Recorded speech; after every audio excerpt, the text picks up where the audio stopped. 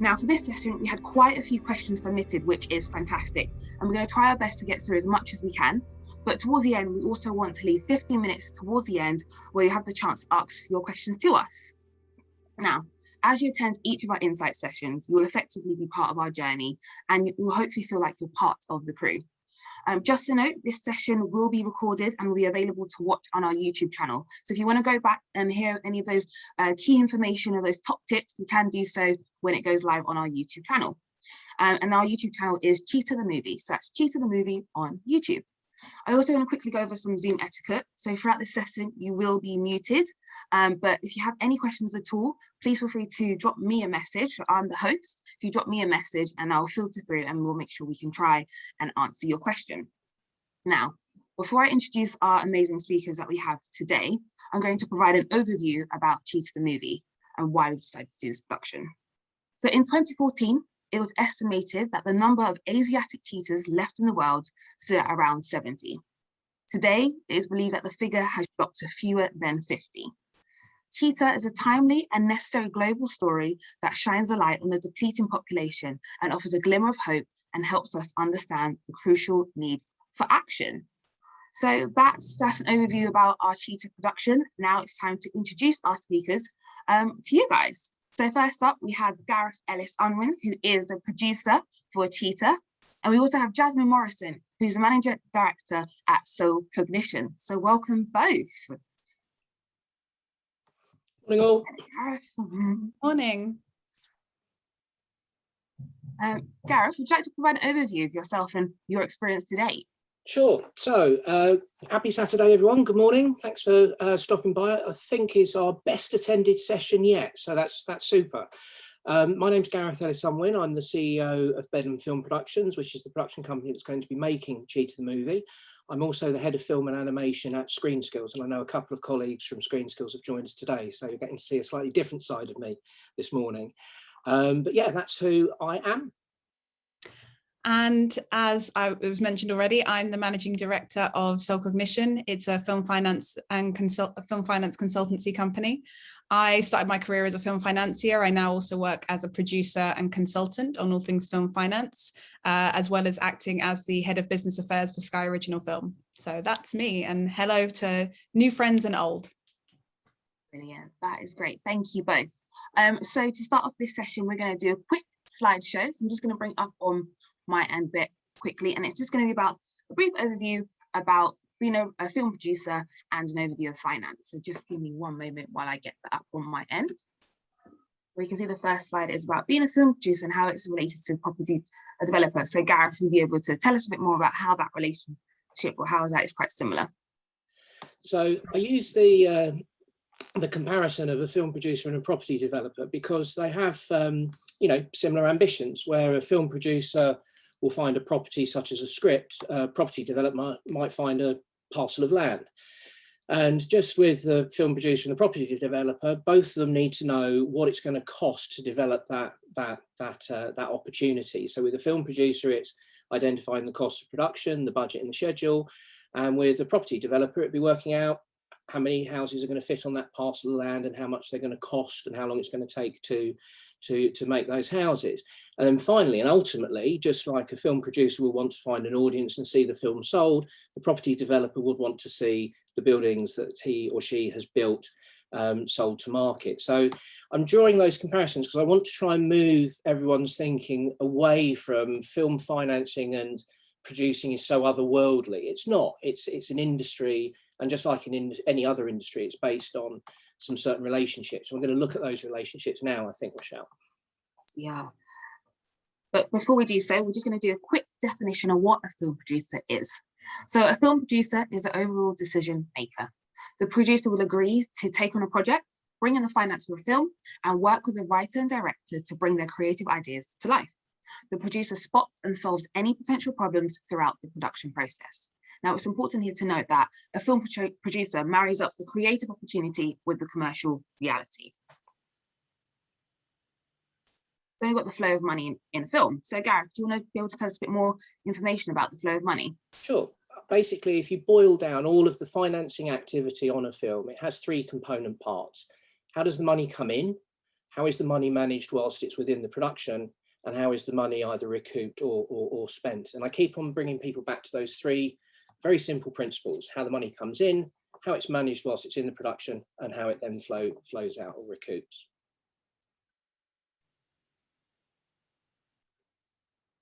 And then we're going to touch upon 7 cornerstone relationships of a film production finance. So Gareth, do you want to be able to provide a bit more intel? Sure, if you want to bring up the first slide, yeah. Michelle, that would be fantastic. So the first key relationship is that between the author and the producer. So the author, I've used the word author here rather than writer or creator or others, but basically who's come up with the idea that they want to see made. And that's a really important relationship between the owner of the idea and the producer that's going to exploit the idea. The next slide. There you go. So next one is, I have a project that I want to sell. So the producer is going to need to engage with multiple different parties to try and get their film financed. So it's about the producer as the person that's selling to the potential buyer. And that buyer could be a sales agent. We'll probably talk about them a little bit later. Could be a distributor, or indeed could be direct to consumer. That's something that's emerging at the moment, a direct relationship between the content creator, the producer, and the consumer. Next slide. So I need your financial help to make my project a reality. I'm happy to offer you a return on investment and or share in the profits of the project to secure your financial support. So this is about the relationship between the producer and a financier. Basically, the producer needs financial investment to make the film a reality. And in lieu of that investment, the producer is prepared to give up either part of the profit share or part of the ownership of the company. So next slide. I need your creative help to make my project a reality, and I'm happy to share in the profits of the project to secure your creative input.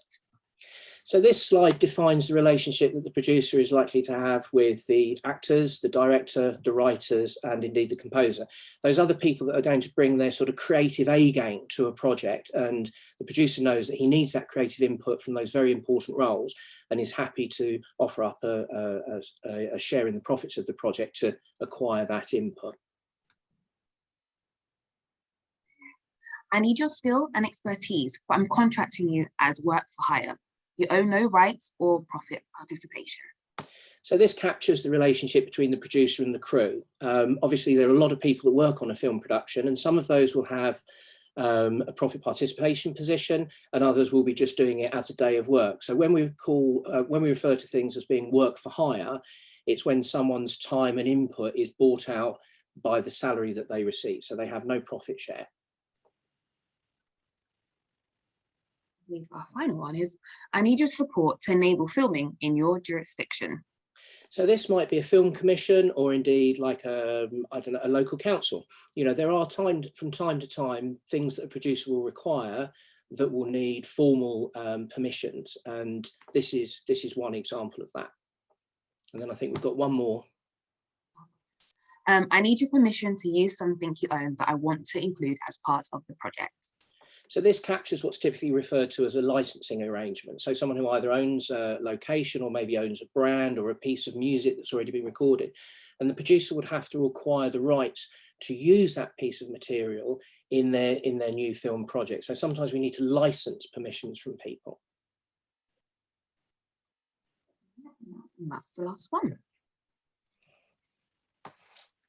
There we've given you a really good overview in terms of the various different relationships with film finance. So without further ado, I'm now going to put our speakers to the test. I'm going to ask them a few questions about their experience with film finance. So the first one, at what point do you start to consider financing a film? So Jasmine, over to you.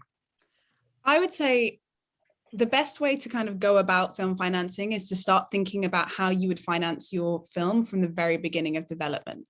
And the reason I say that is it's important to establish what type of film are you making and who is the audience, how big's that audience, and therefore also how likely is it that you'll get the budget that you want to make your film for. So let's say, for example, I am making a film that is commercially accessible to a big group of people. So let's say I'm talking about a Marvel movie. Now, Marvel movies we know are really expensive. And as a result, we need to make sure that lots and lots of people can go and watch them so that the people who put the money in the first place can try and get their money back. On the other hand, you've got smaller films that maybe are more targeted to a festival audience, maybe art house, where the actual audience base is much smaller, and therefore the budget should reflect that. It also talks about types of genre as well. So if you're talking about a comedy film or a horror film or anything like that, they have different audience bases. So again, establishing your audience early on to then develop your project to make sense for how you're going to finance it. So think about it as early as you possibly can. I often, as a producer, I read scripts, and the very first time I read a script, I will start thinking about how much I think a film should cost. Perfect. Thanks, Jasmine, for that insight. And what are the typical types of sources of finance for a film production? So, Jasmine, do you want to tell us a bit more? Yeah, so the very first type of film finance that you're most likely to hear about is pre-sales. So the way that you would explain a pre-sale is, as Gareth mentioned, you'll have lots of different distributors. So distributors work with territories. So let's think about the UK as one territory. So you'll have one distributor that might want to buy the right to be able to put your film out in theatres, on the TV. They might want to sublicense it and sell it onto a broadcaster, but they own the rights to sell it in that territory. Now, they can either buy it before you go into production, which is a pre-sale. So you haven't made the film yet. You've got an idea of what you're going to be making. You've got a director, you've got your cast, you've got a script, and they're on the idea alone, they're going to buy the rights for that territory. So that's a pre-sale contract.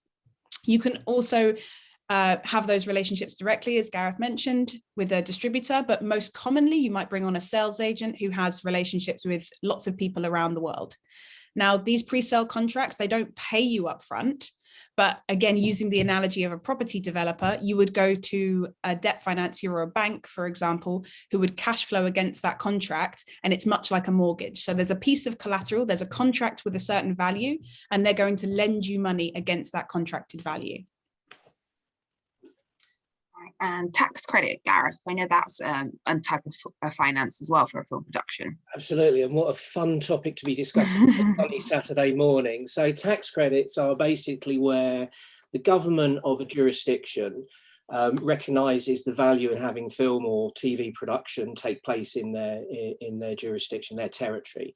And the government will offer up an incentive to those that are making those projects to attract that production to take place. So in the UK, we have the UK tax credits, of which there are many. Some are specific to television, some are specific to animation or children's, and there's also one specific to film. And if I make a movie in the UK and base all of the activity in the UK, a percentage of the budget, i.e. the money that I've spent on the ground in the UK, will come back to me by means of a cash rebate. Now, just with pre-sales, you don't get the money up front. You have to spend the money to be able to have the costs audited and to then have to get the money back from the government. So once again, like Jasmine explained with the pre-sales, you have to borrow against the value of that tax credit claim.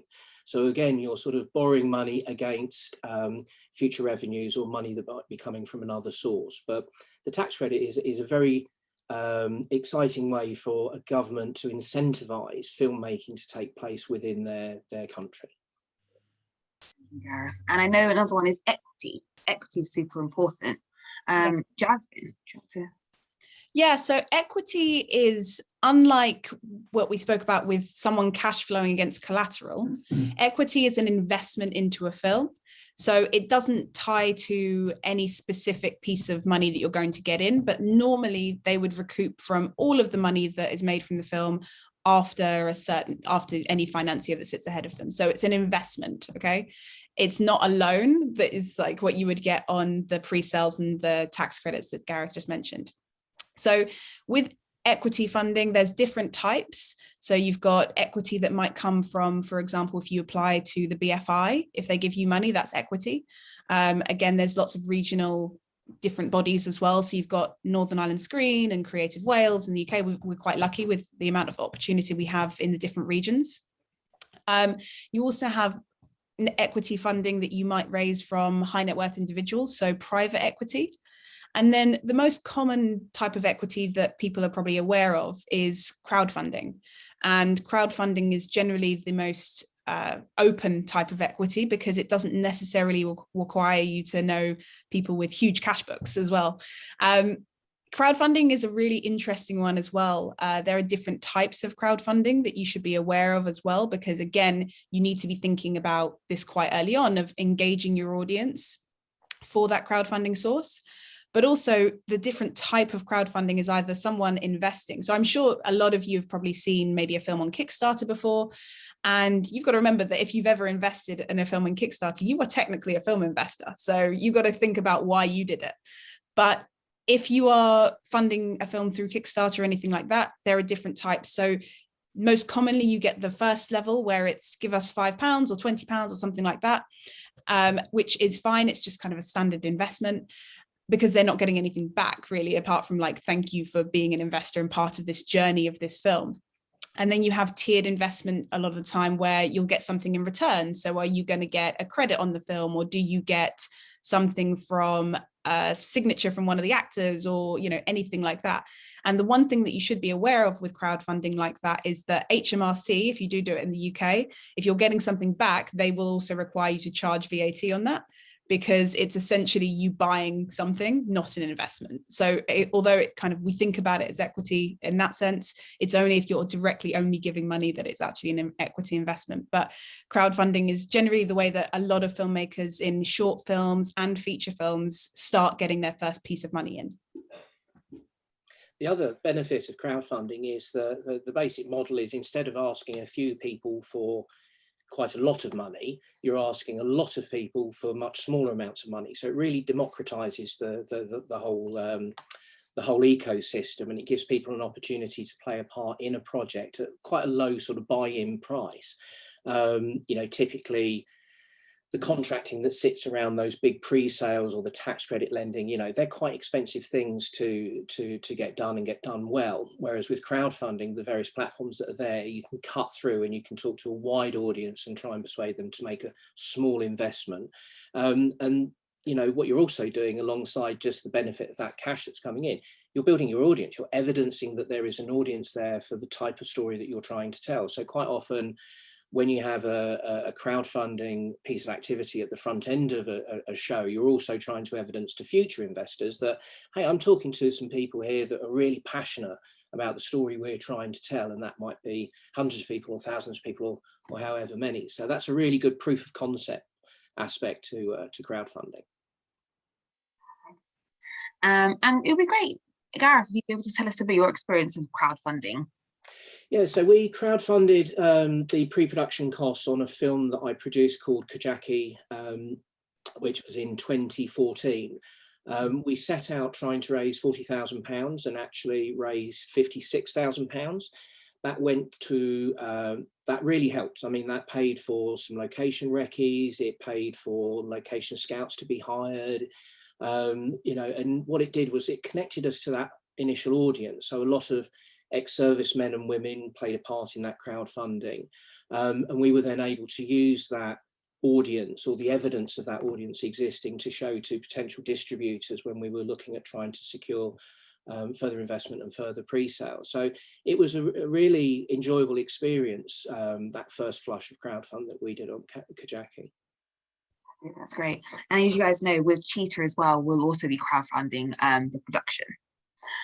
So my next question, going over to you back again, Gareth, and it is, how does a film make its money once it's been made? Okay, so this is what we refer to as recoupment. So obviously there are certain types of investment that you don't have to give the money back. So for example, the benefit of the tax credit, once the money's been spent, you've audited, you've had that money from government, that doesn't ever need to get paid back.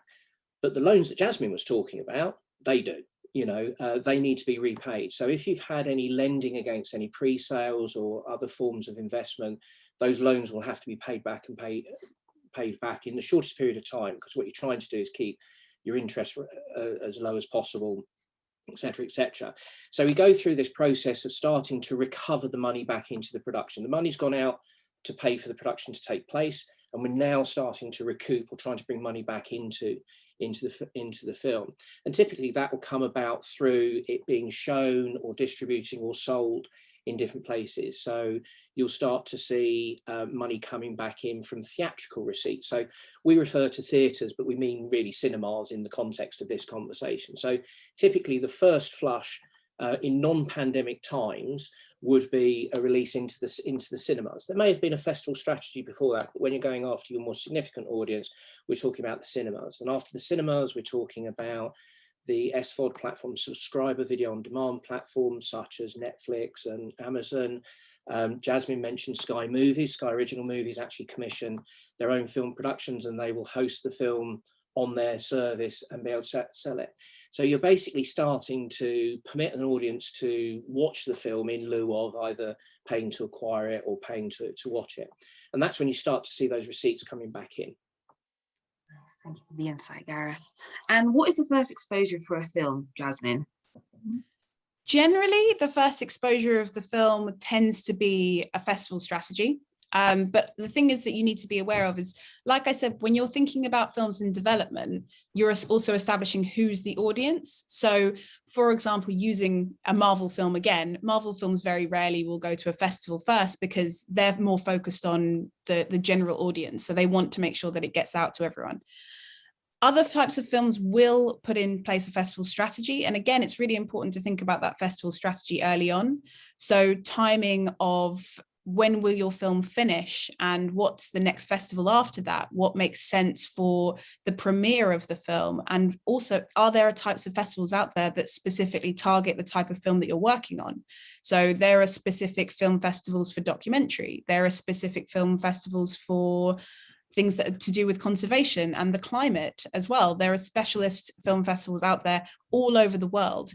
And the thing about festivals as well, like crowdfunding, is that they help to establish anticipation for a paying audience, as well as exposure for the film generally. The one other thing I would say about crowdfunding as well is that the best thing about crowdfunding is that it also enables the audience and the people who invest to take charge of actually making sure films that they're interested in seeing, that they get made. The big thing is that often we can all say that we would love to see a film about this, but if it's not, if it doesn't get any money, it doesn't get made. So it also helps to get, the type of projects that you're interested in actually out there in the world, fully made. And it means that at the end of it, you'll hope that more people will start making other projects that are to do with the same causes that you're actually interested in. So yeah, generally it tends to be film festivals. And then after that, it normally goes to a theatrical or sometimes it doesn't. But again, festival strategies are really, really important for films to establish, is it the right route to go down to expose the film to that audience first? Which generally, I think for independent film, a lot of the time it is. And I was sorry, I didn't mean to cut across you there, Jasmine. I was going to say, apart from the sort of genre specificity of certain film festivals, the different film festivals that take place around the world also have their own sort of unique character. For example, most people on this call will know that Cannes pre-pandemic runs once a year, typically in May, and there are different sort of programming strands within Cannes Film Festival that talk to certain things, like first-time directors or different types of movie. But there's also a little, there's character difference in terms of the film festivals, in as much as, for example, Toronto is one that is highly regarded because they get a lot of people into their theatres to show the films to. They tend to be a very positive audience.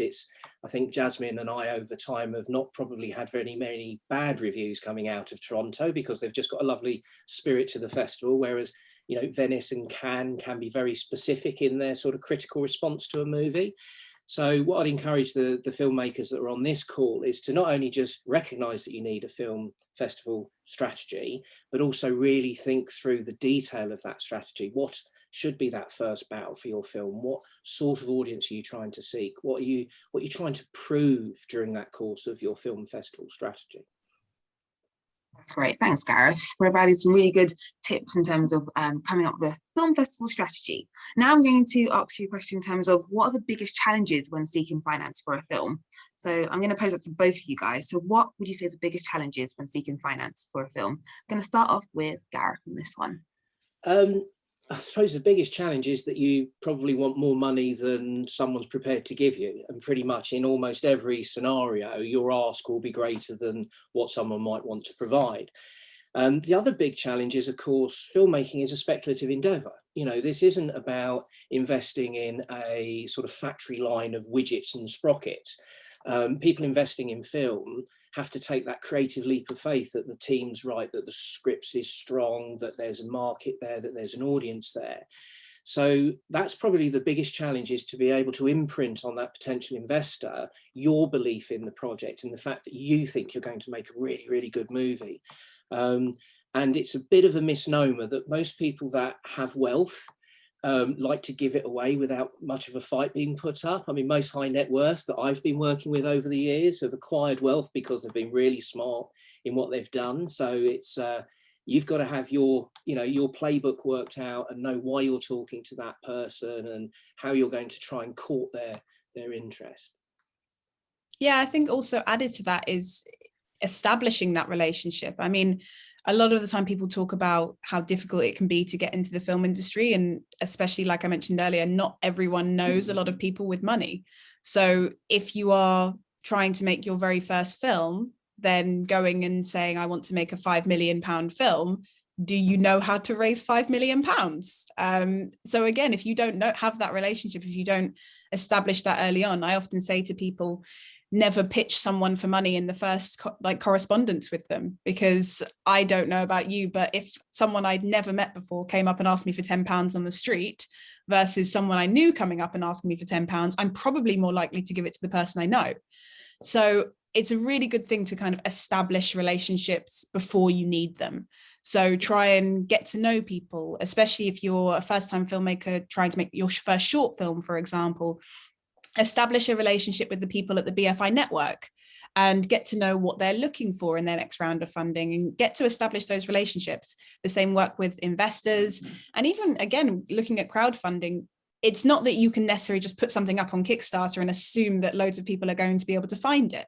You know, establish your audience. So talk to people about it. And I think, you know, have a target of what are you realistically planning to do and what can you realistically do?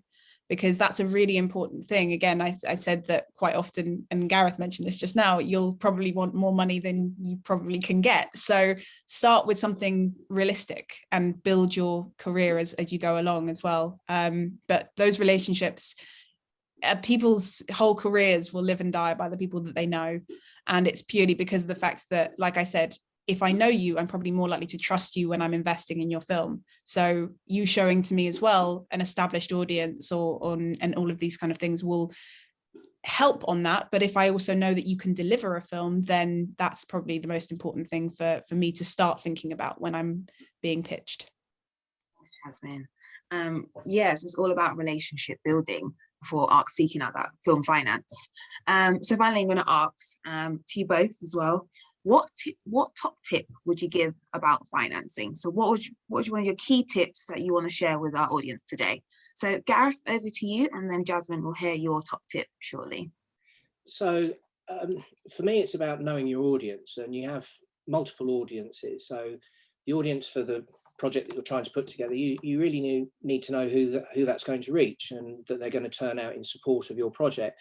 But also your audience in terms of potential investors or potential distributors. You really have to do your homework. So, for example, ahead of any meeting with an investor, I've probably warmed them up a little bit. I've sent them a little bit of detail so that they know that the meeting's going to be meaningful. I'm going to be mindful of not wasting their time. I will have done my homework on them and what they've invested in previously, what type of titles they've worked with before. I've tried to really understand the audience that's going to hear my pitch. So absolutely important, you know, the audience that your film might play to, but also treat those potential investors as another form of an audience, someone that you're going to have to sell your idea into, someone you're going to have to court and seduce with the idea of investing in your project. Nice, thank you, Gareth. And Jasmine? I love the court and seduce thing, because I often say to filmmakers, you've got to remember that a log line is you saying, do you want to come and see more about my film? I think, to me, the one thing that I would say is really important throughout the whole filmmaking process, and specifically film finance, is you've got to remember that it's a collaboration. And from every point of filmmaking, it's, you know, we all, and I don't know about everyone else, but I'm the person that probably the people who work in cinemas really don't like, because I sit through all the credits at the end.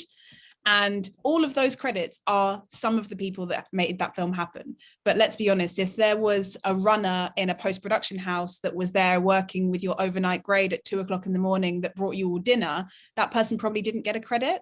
So be aware of that you are collaborating with lots of different people, and that every single person along the way deserves your respect as well. Because you never know where they're going to be when you're making your next film, and you may want to work with them again.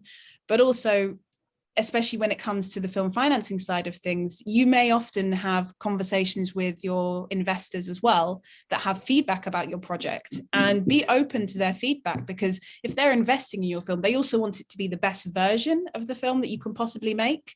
So be open, discuss, and collaborate with people, because not one single film has ever been made off the back of one individual person. It takes thousands of people to make one individual film. And you've got to be aware of those relationships along the way. So it's true. funny, Jasmine, one of the little anecdotes I use is that you can make any film that you want for any budget that you want to get, as long as you can afford it. But as soon as you need to be able to persuade someone to invest in your project, and you need to find and deliver an audience, you're going to need help and support. Absolutely. That's perfect. Thank you both for answering my questions today. It's really insightful in terms of understanding financing a film, but also the relationships that we need to build during production, but also when you're looking at bringing in finance. They're super important. So I'm now going to go over some of the questions that was submitted during the sign up process. We had quite a few questions that have come in. So I'm going to try and get through as much as I can. And then I also want to open up to live Q&A as well. So please feel free during this time to send me some questions that you'd like me to ask Gareth and Jasmine. So without further ado, I'm going to start with Carrie. And she has asked, when's the best time to bring in a sales agent, and what is their percentage? How do they know with distributors? So how do they work with distributors, and when does a producer make any money? Well, I think Carrie, I'm not sure if that's a guy or a girl, but she's done a sort of Lorna Koonsberg there, hasn't she? And asked 4 questions in one. So I talk to sales agents really quite early. I find them very effective in terms of testing the market and seeing just what the market trends are, because things do shift over time, and particularly at the moment it's a very volatile market at the moment in terms of what is and isn't getting financed. Their percentages, typically you'll set a rate for North America, and then you'll set a different rate for the rest of the world. As Jasmine mentioned, the world is sort of carved up into lots of different territories, but probably traditionally, because I do believe that the Chinese box office is now outstripping the North American box office, but typically North America held a very sort of special place within the sales and marketing of feature films. And typically you'd be in the range of somewhere between 5 and 12% as a commission on North America, and somewhere between 15 and 25% on the rest of the world, in terms of what the sales agent would charge you to sell your film in their regions. And when does the producer make any money? Well, Kerry, the day that we crack that is the day that I will be popping the champagne.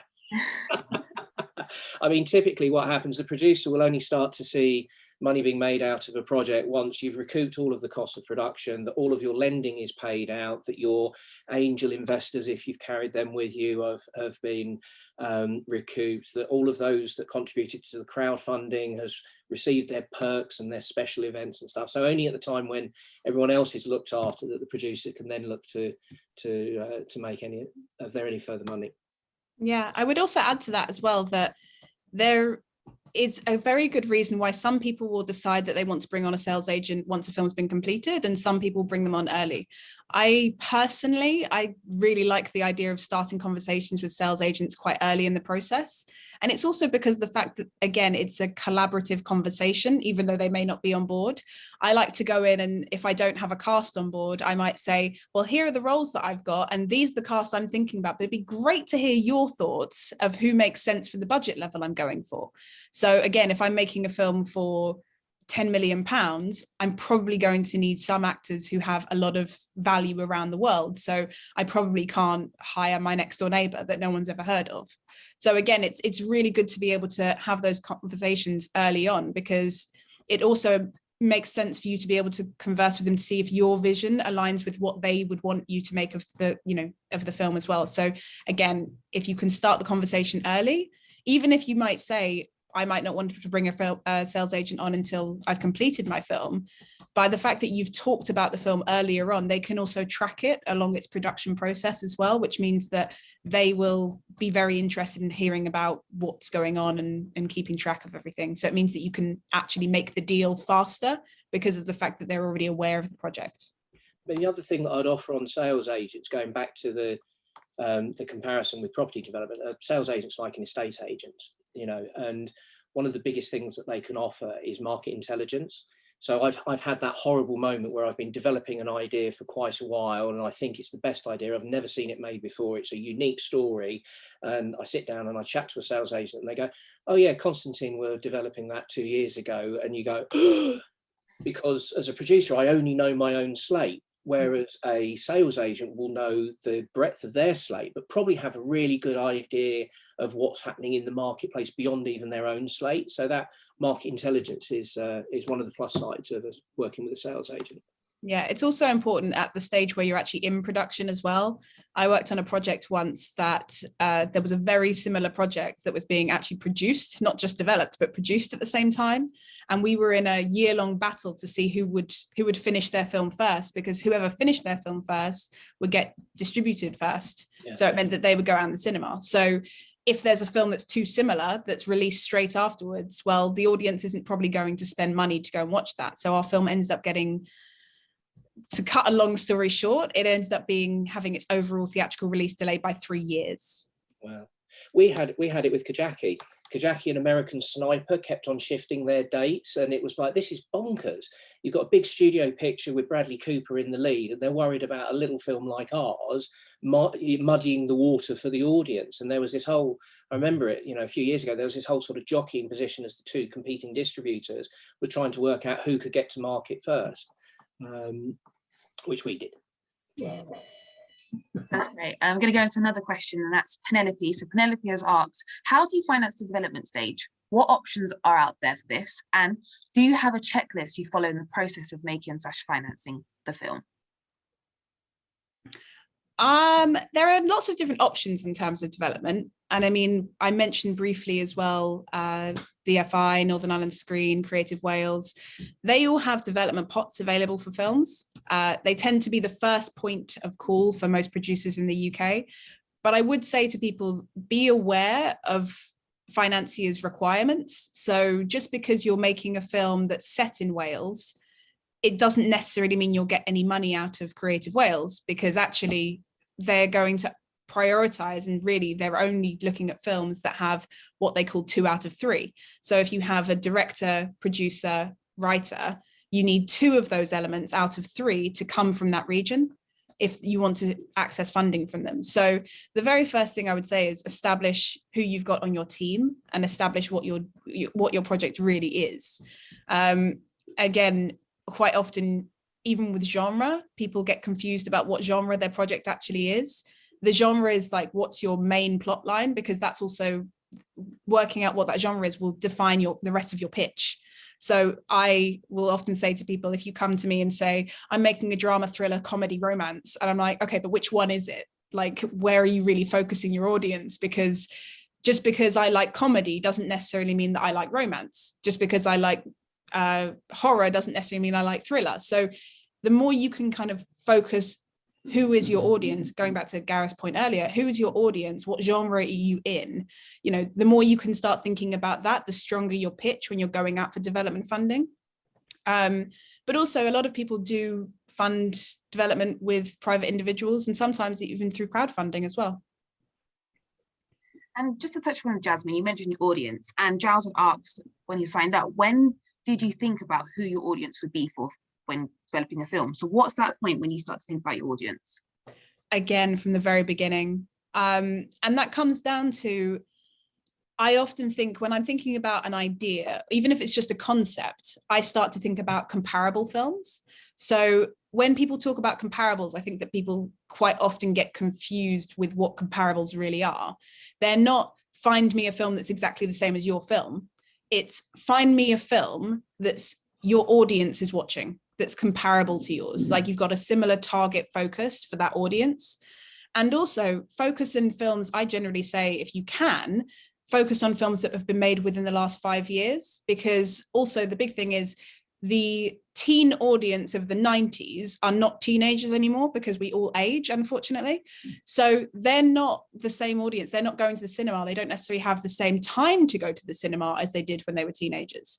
So, I mean, one of the things that people often, need to think about is, okay, early on, who's the audience? Because like I said, the more you can focus on who your audience is, you can also define your characters to work for that audience and make sure your storyline is engaging for that audience. So I think about it from the very, very beginning of who's going to watch my film, who am I making it for? Because as much as we would love to just go out and make films because we're just passionate storytellers, the whole point, the part of storytelling means that you actually want to tell someone else. Because I don't think any of us would want to just go out and make a film, like take lots of money from lots of investors, go out and make a film, get a DCP delivered to us at the end of the day and put it under our beds and never talk about it ever again. We want to engage with other people with our stories. So think about that quite early on. I've always also considered myself the primary audience, the very first audience. I mean, people have to remember that they are a real labour of love getting a film into production. Quite often several years, quite often blood, sweat and tears are spilt. And it's got to work for that initial audience, which is me. You know, do I want to tell this story? But then very quickly I have to think about, okay, it can't just be me, because I need to know who my audience is. Who do I think I can tell this story to? So I think it's right at the outset, really, isn't it? I'd say if you were the only target audience, Gareth, you'd have to buy a lot of cinema tickets to get your Yeah. Good one. I mean, I like, it's one of those things when we're trying to demystify some of this, that, you know, we talk about, you know, are there golden rules? Is there a way through it all? I think one of the things that I heard once used on a film financing sort of panel, well, someone likened it to being like a DJ. You know, now if you're a DJ that's only going to play the music that you want to hear and you don't need to get anyone on the dance floor, that's fine. Sit in your bedroom and do it. But if you're going to want to DJ to a stadium and have tens of thousands of people jumping up and down to the tracks that you're playing, then you have to play to that audience. And it's not about sort of dumbing the content down or making it too simplistic. You know, you can still challenge an audience, you can still be, but you've got to be into that sort of audience building mindset. Super, super important. Another question coming from Diana, and they have asked how to approach investors and what kind of material do you need to have prepared? So it's really important understanding what kind of material do you need to have prepared to attain some finance from investors. I mean, we at Bedlam always produce some sort of deck, some sort of visual illustration around the project. And in fact, as a little treat to the audience that have come today, when we do the fact sheet for today's session and we've done the upload to the YouTube channel, we're actually going to share one of our production decks for Cheetah, so you can see how we've laid out the key information. But it has to be, you know, you have to, again, it's court and seduce. You know, you're trying to entice someone to contribute an investment into your project. So you need to have your story worked out, realize what you're asking for them, what you're going to be prepared to offer in return. I've always encouraged authenticity and honesty when you're talking to potential investors. You know, you can hit them with all the bells and whistles, but unless they really believe in you and the project, they're going to see through that. Like I said earlier on, most people that have acquired wealth have done it very, very smartly and aren't predisposed to just give it away. So it's about getting your story straight and making sure that that has integrity and authenticity. Yeah, I would say the pitch deck is the number one thing that I always make sure that I've got ready for all of my projects. And I would say as well, the pitch deck will change throughout the stages of production. So you'll have like a development pitch, and then you'll have when you've got a director on board, and then you'll have when you're going into production, and you know it will change along the way. But the number one thing is making sure that you get that content in that pitch deck right. And one of the things that, having worked in, I've been pitched probably over thousands of films in my career, and I actually run sessions teaching people how to put pitch decks together, because I think it's not something that always makes sense of, because it's not about what you want to say so much as what an investor needs to hear. And you know, certain things like log lines. Now, I don't know about you, but I tend to, before I buy a book, read the back of the book, and the log line is exactly what that is. It's giving someone a snippet of this is what the story is going to be, this is the world we're kind of going to go in. But if I read a log line and then I read a synopsis that feel like two completely different films, I'm already a bit confused. So making sure you have your, especially log line, synopsis, and as Gareth said as well, they're investing in you as much as they're investing in the project. So one of the big things that I often find, especially with British filmmakers, is that we're really passionate about telling someone how great our story is. And then when it comes to like giving someone your bio, it'll be like, I do stuff. And I'm like, no, you've got to sell yourself as well, because you're awesome, but you also need someone else to believe you're awesome.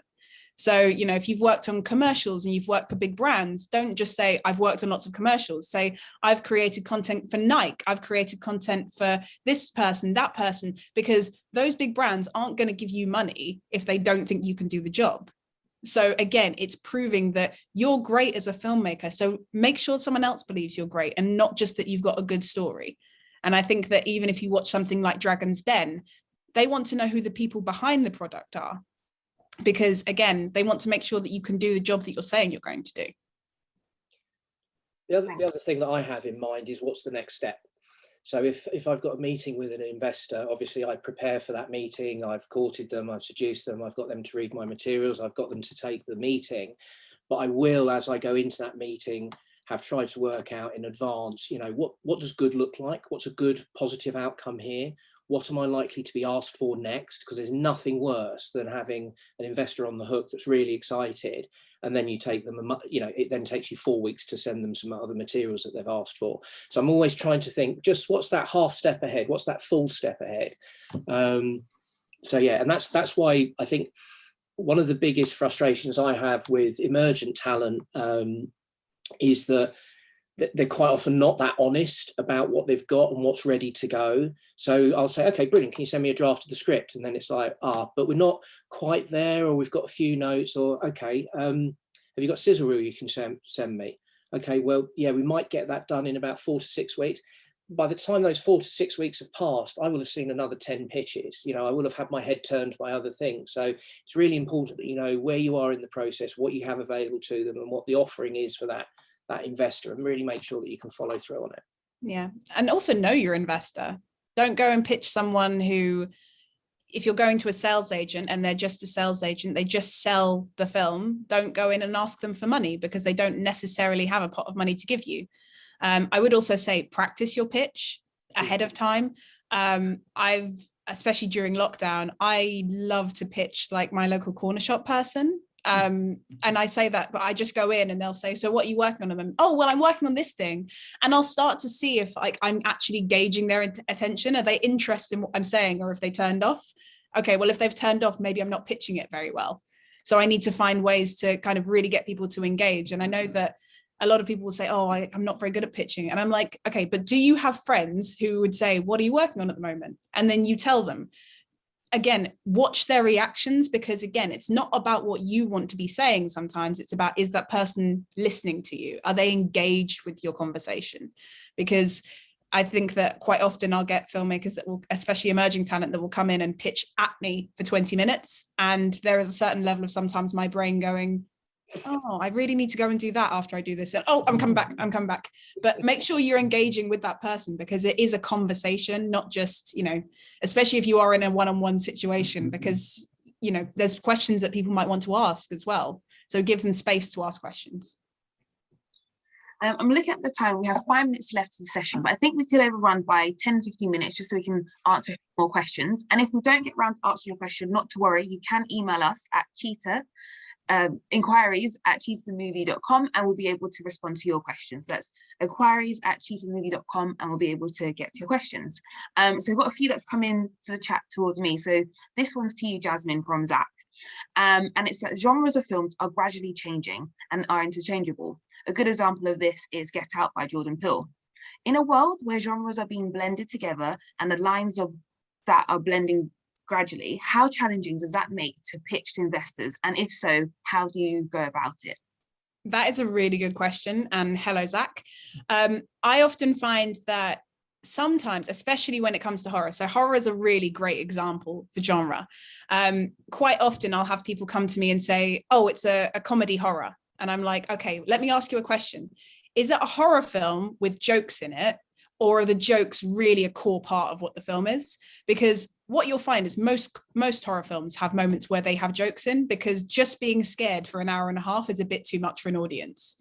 So what you need to really concentrate on is, okay, well, what is the main plot and what kind of genre is the main plot? If you just take out the dialogue, you take out everything like that, but what is the genre of the main plot of the story that you're talking about?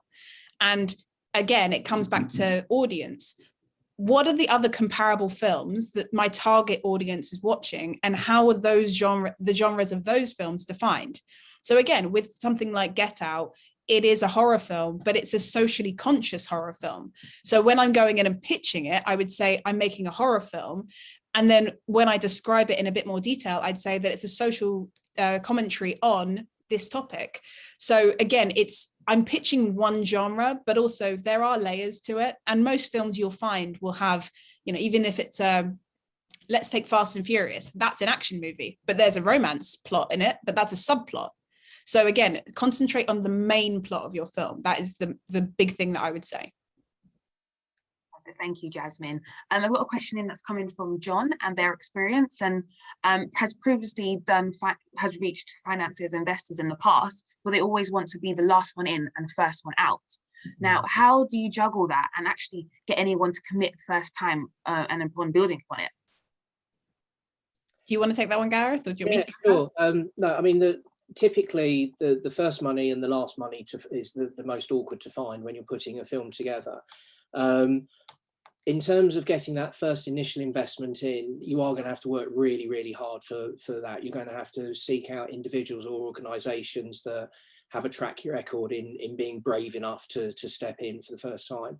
And that's why we quite often turn to our own networks. So over the years at Bedlam, I've developed 3 or 4 investors that, because over a period of time they've come in and out of various different shows that I've done, they know that if I turn to them and say, look, we've got something really cool happening here, we want to try and get you in at the ground floor, and selling that opportunity to, because quite often, particularly when you're dealing with high net worth, they want the bragging rights. They're investing in you, they're investing in the project, but they love to be able to tell that story that they were right in at the ground floor. I mean, if you actually trawl the internet for everyone that suggests they ever had a red cent in the King's Speech, you'd probably find tens of thousands of people that are claiming having been in at the ground floor on that project, because it went so well. So in terms of attracting that initial investment, I think establishing the relationships before you need to ask for the money, making sure that you've built over time through how you conduct yourself a relationship that's got integrity and trust that's in there. Don't oversell and underdeliver. I mean, most people that invest in Bedlam films know what they're getting from me. So that's a big danger, is to sort of oversell and underdeliver. And just like any relationship, you have to maintain it. You can't just turn to them in your time of need. So that's the sort of getting the first person on the dance floor. In terms of the last bit of money coming in, there's no sort of golden rule to it. I mean, persistence, resilience, just keep on going. It's always the last 10-15% is really, really tricky to land, and you find yourself looking at, can you cut the budget a little bit more? Can you squeeze a bit more value out of another territory? Is there someone maybe that came in as a development investor that's actually been recouped and out? Would they come back in and think about rolling their development investment into the permanent financing of the film? So the one thing you do have to be when you're looking at that last 10-15% is incredibly agile in your thinking. Really remain open to thinking of ways to solve that conundrum. Yeah, I would also say, especially for emerging filmmakers, a lot of the time you'll see what we call a post-production investment. So if you go to a post company, they may agree to give you an equity investment into the film if you use all of their post services. That tends to be a lot of the first piece of money that comes in for finance, especially for emerging filmmakers. Because again, especially if you're going to investors outside of the industry, it says, look, someone within the industry has already kind of given this this looks like a good project. And the reason a lot of the time that they do it as well is to establish a long relationship with you. And again, like Gareth said, maintain the relationship. So if you've made short films before, okay, well, who gave you the money for the short films? Could you go back and, re-engage them and see if they would want to, put some money into your feature film? I would also say, especially if you don't know a lot of investors and maybe you're talking to them for the first time, is there a way that you can show them that you're investing something yourself? And that doesn't necessarily mean a physical investment. Sometimes we often talk about producers deferring portion of their fees. So it says, okay, well, I may not have 25 grand to be able to put in my own project, but I've agreed to defer a portion of my fees. So I won't get the full amount that I should be paid for this job, but I'm doing it so that you know that I'm committed to A, getting this film made, but also B, I'm committed to getting your money back in the best way I can, because I won't get that money until you get yours back. So, I mean, I did a course for some MA students once, and I asked them, if you had money in the bank, would you consider investing your own money?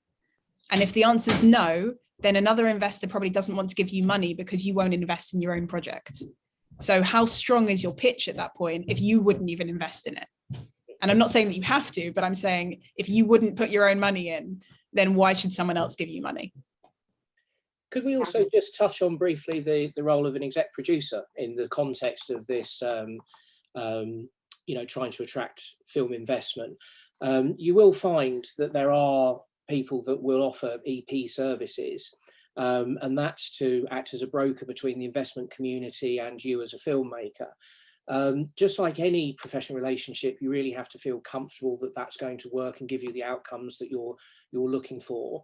And quite often I've got pitch stuff and people have said, oh, you know, we've attached the name of such and such EP, and it's like, okay, brilliant. Well, what are they doing for your project? You know, are they really invested, or have they just white labeled their name? And that's something you have to be really careful with. You know, a really good EP will be committed to seeing your film made, work with you on identifying investment sources, permit you the freedoms to be the producer on the project, and will go in for back with you. And again, it's that thing with Jasmine that, you know, it could be an EP that maybe isn't a very established film person, but they have an association with the material or the community that would be interested in that material, that they can act as a broker within that.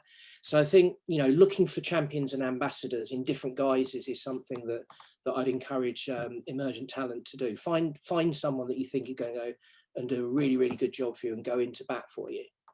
Yeah, I would say as well with EPs, occasionally you'll be very, very lucky and you can bring someone on who has value, kind of poster value as an EP.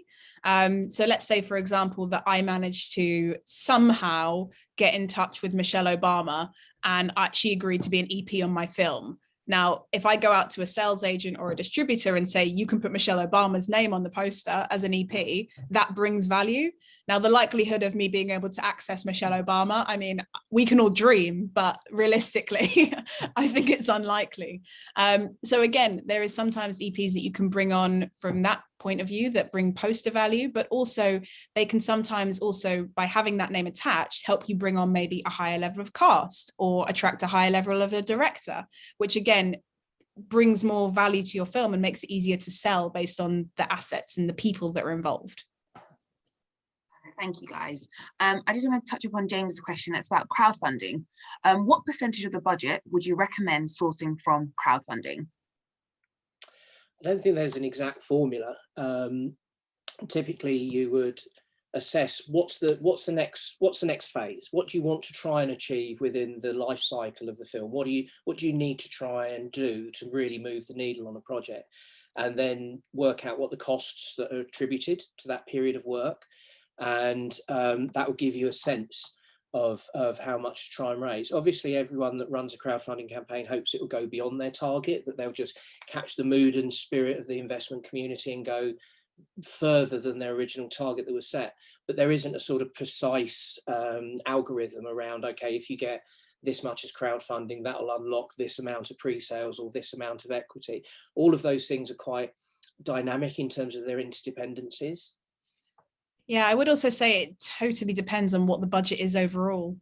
You know, if I said I was going to make a £25 million film, I probably wouldn't try and raise all of it with crowdfunding, because I'd probably spend 3 years of my life doing that before I even get to producing. So I would say that, again, it comes down to, you know, who is your audience? How many people are you going to engage with? What level of work are you willing to put in for a crowdfunding campaign as well?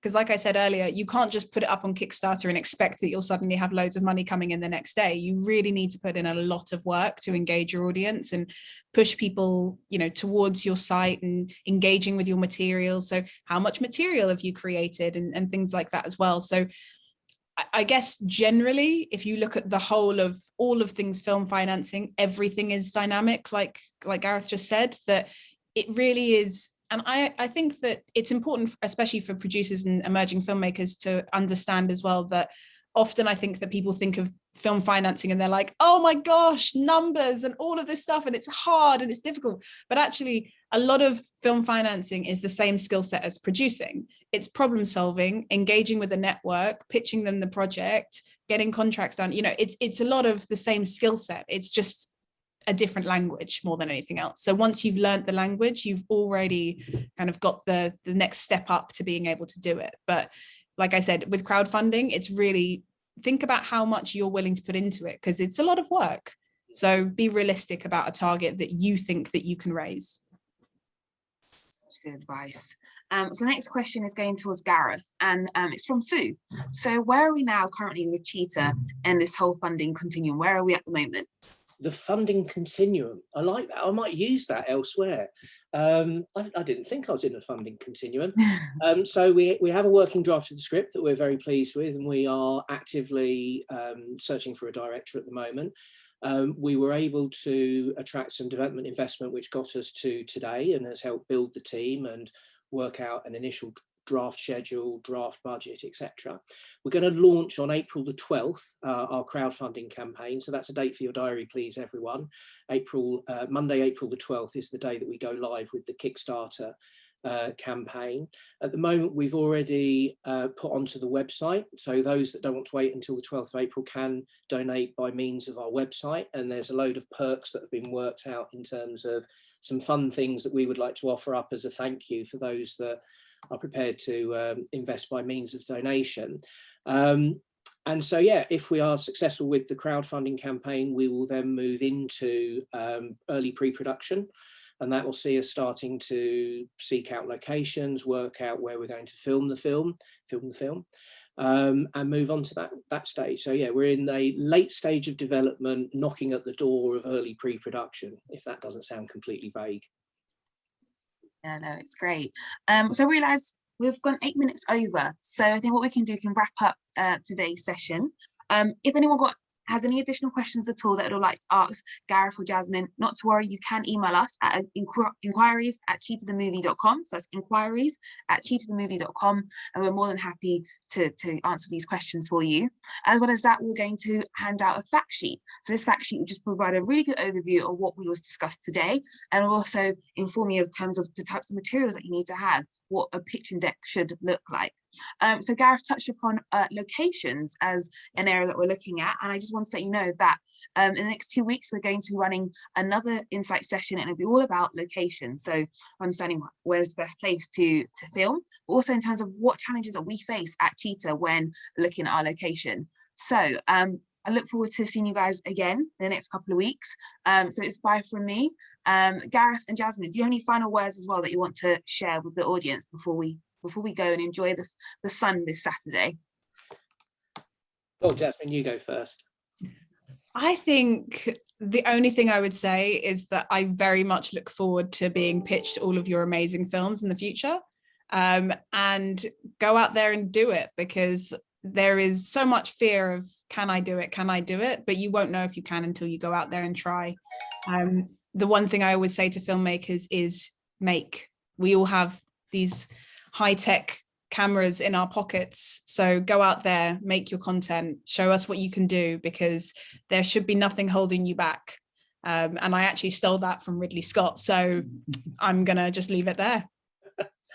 My parting shot was going to be, you can't expect someone to back you unless you back yourself.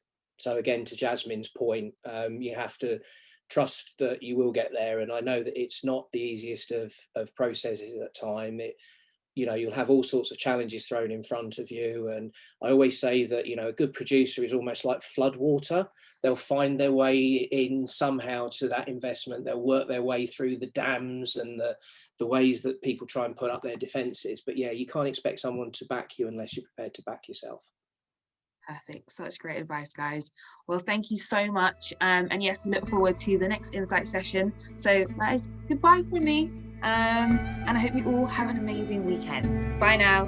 Bye now. Cheers.